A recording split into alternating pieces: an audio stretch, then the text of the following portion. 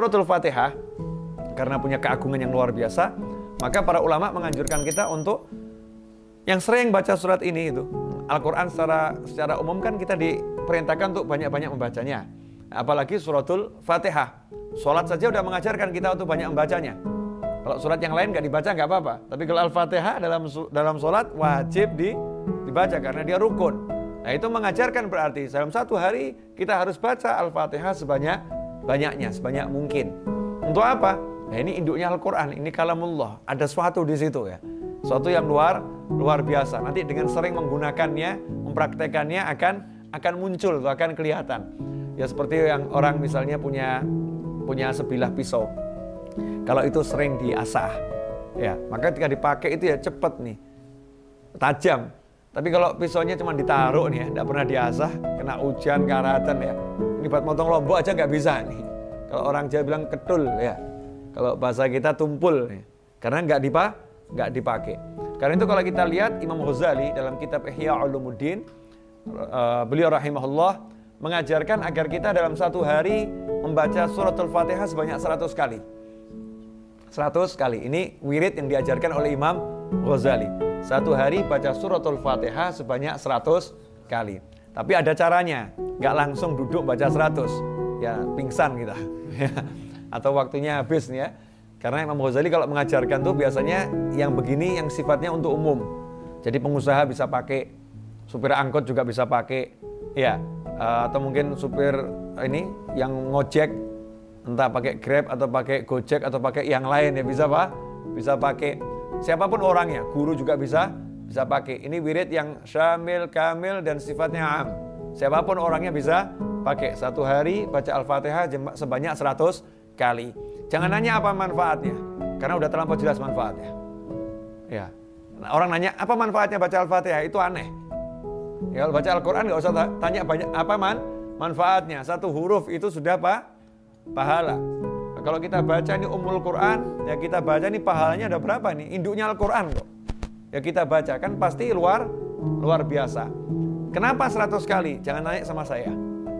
Ya nanya sama Imam Ghazali. Kenapa 100 kali? Tapi nggak ada manfaatnya nanya. Ya kalau mau tahu kenapa 100 kali amalkan. Nanti akan tahu.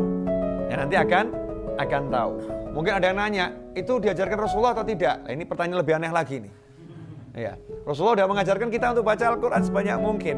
Rasul nggak melarang kita membaca dalam jumlah tertentu. Justru orang yang melarang seorang muslim baca surat-surat Al-Quran dalam jumlah tertentu, maka orang itu telah berbuat bid'ah. Rasul aja nggak pernah melarang, kamu kok melarang ini? Yang ada kan perintah Rasul baca sebanyak mungkin. Dan Rasul menganjurkan orang untuk istiqomah. Nah, dengan menghitung itu akan menjadi istiqomah. Seorang sahabat pun tidak diajarkan oleh Nabi SAW untuk baca surat Al-Ikhlas di dalam setiap rokaat sholatnya. Tapi setiap sholat, dia setiap rokaat baca suratul Ikhlas. Ya, bahkan di riwayat tidak baca yang lain. Ada beberapa sahabat tuh. Yang satu setiap baca surat apapun diakhiri dengan surat Al-Ikhlas. Rasul pun mengatakan, cintamu pada surat Al-Ikhlas menyebabkan engkau masuk ke dalam surga. Nah, Imam Ghazali mengajarkan kita baca 100 kali surat Al-Fatihah. Ya kita coba amalkan. Caranya gitu kan, dibagi menjadi 5 tahap. Tahap pertama yaitu setelah sholat subuh. Ya mungkin kita setelah subuh wirid dzikir, duduk, ya seruput kopi sebentar gitu kan. Duduk, diam, baca Al-Fatihah sebanyak 30 kali. Ya 30 kali. Kemudian nanti habis zuhur, ya kurangi 5. Jadi 25. Habis asar kurangi 5 lagi, jadi berapa? 20. Habis maghrib kurangi 5 lagi, jadi berapa? 15. Habis isya kurangi 5 lagi berapa? Jadi 10. Jadi kalau di total jumlahnya 100. 30, 25, 20, 15, 10. Jumlahnya total 100. Dan ini indahnya ajaran Imam Ghazali. Pagi-pagi kasih yang berat dulu, 30 pagi. Ya kan? Masih banyak energik. Begitu habis isya ini ngantuk-ngantuknya 10. Ya.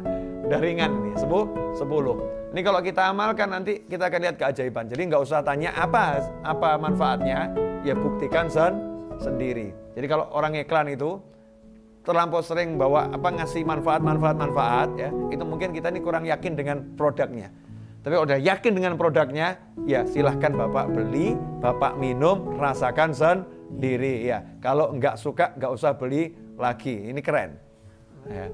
Jadi banyak amalan Islam itu kan tidak dijelaskan manfaatnya kan?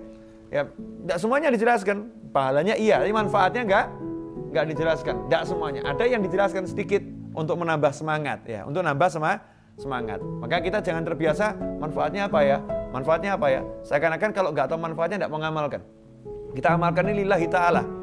Amalkan ini karena Allah subhanahu wa ta'ala. Manfaatnya apa? Ini kalamullah, berarti saya duduk bersama Allah, saya sedang berzikir sama Allah, diampuni dosa saya oleh Allah, dan tentu nanti akan dapat manfaat yang luar biasa. Bonusnya kita akan buktikan sendiri.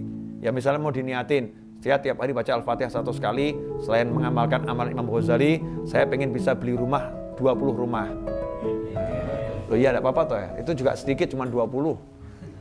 Ya kalau bisa 100 atau 1000 rumah, diniatin tawasul dengan suratul Fatihah, bisa. Karena tawasul dengan amal soleh dianjurkan di dalam Islam. Kalau amal soleh ini manfaatkan, jangan cuma amal soleh, tawasuli. Ya, hajat-hajatmu dengan amal solehmu. Semoga ini diberkati Allah Ta'ala. Insya Allah kita dapat rahmat, dapat semangat, dapat taufik, bisa mengamalkan apa yang kita sampaikan dan kita dengar. Dan semoga ini bisa disampaikan kepada orang lain, jadi barokah untuk semuanya. Wassalamualaikum warahmatullahi wabarakatuh. Adalah zikir ya hayyu ya qayyum, ya hayyu ya qayyum. Dikatakan oleh para ulama, barang siapa mengucapkan ya hayyu ya qayyum sebanyak 40 kali di pagi hari sebelum matahari terbit, khususnya setelah sholat sunnah fajar, sebelum sholat subuh, ya hayyu ya qayyum 40 kali, maka Allah akan menghidupkan hatinya, menghapuskan dukanya, menghilangkan galaunya. Dia tidak akan galau. Kalau punya galau akan hilang galaunya. Karena dia manggil Allah yang maha mengurusi. Apapun masalahnya, Allah yang bisa menyelesaikan, Allah yang bisa mengurusi. Ya hayyu ya qayyum 40 kali. Dan para ulama mengatakan siapa mendawamkan zikir ini, maka dia akan diberi rezeki dari arah yang tidak pernah terduga. Karena itu saudaraku, pasrahkanlah semua urusan kepada Allah Subhanahu wa taala. Allah yang maha mengurusi segala-galanya. Ya hayyu ya qayyum, dawamkan 40 kali setelah sholat sunnah fajar, sebelum sholat subuh. Insyaallah barakah, dan kita bertemu pada episode yang bertemunya insyaallah. Assalamualaikum warahmatullahi wabarakatuh. Katanya kalau sholat duha rezekinya berlimpah. Saya udah 20 tahun sholat duha, pancet melarat. 20 tahun saya rajin duha, miskin selalu menyertai saya. Ini yang salah sayanya atau duhanya? Nah, kalau sholat gak mungkin salah, betul ya? Yang salah kitanya. Yang salah kitanya. Coba dilihat apa itu asbabul wurud sampai ada yang namanya sholat duha. Kenapa disyariatkan sunnah sholat duha? Coba dilihat sahabat-sahabat yang sholat duha itu para pengangguran atau bisnismen. Sahabat-sahabat Nabi yang sholat duha itu para pengangguran atau orang yang ahli ke pasar. Sahabat-sahabat Nabi yang sholat duha itu orang yang nganggur atau orang yang aktif bekerja.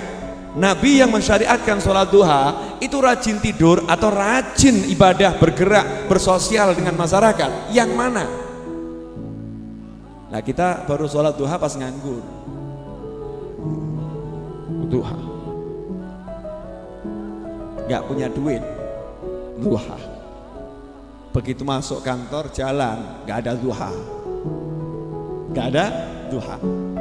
Sholat duha itu disyariatkan di waktu sibuk-sibuknya manusia, bekerja cari penghidupan. Artinya kamu sibuklah bekerja, sholatlah duha, nanti berkah menyertaimu, rezeki akan mendatangimu. Di saat waktumu bekerja kamu pakai untuk hadap Allah, waktu yang kamu pakai untuk hadap Allah sama Allah diganti rezeki yang berlimpah. Karena yang tadinya bisa dapat duit sekecil itu kamu pakai untuk hadap Allah, Allah ganti dengan rezeki yang berlimpah. Itu sirrud duha. Disitulah rahasia sholat duha. Bukan habis subuh baca wirid kemudian tidur jam 8 bangun tidur sholat duha, 20 tahun tetap melarat, komplain sama kiai, komplain sama ustadz, komplain sama Habib. Ini benernya ajaran Islam ini gimana sih? Duha katanya buat kaya, kok saya tetap miskin. Udah paham bedanya? Paham? Jadi praktek duha yang selama ini dijalankan ini sudah betul atau kurang pas? Ya kebanyakan orang kurang pas prakteknya. Ya mestinya ketika di kantor, jam-jam sibuknya kantor, jangan pas mulai kerja. Nanti kita korupsi waktu kerja gitu kan ya. Kapan sibuk-sibuknya kantor masuk jam 8 kurang 10. Lelah kita, mau konsentrasi, sholat duha dulu. Sholat duha dulu, 2 rakaat, 4 rakaat, Allah hargai itu.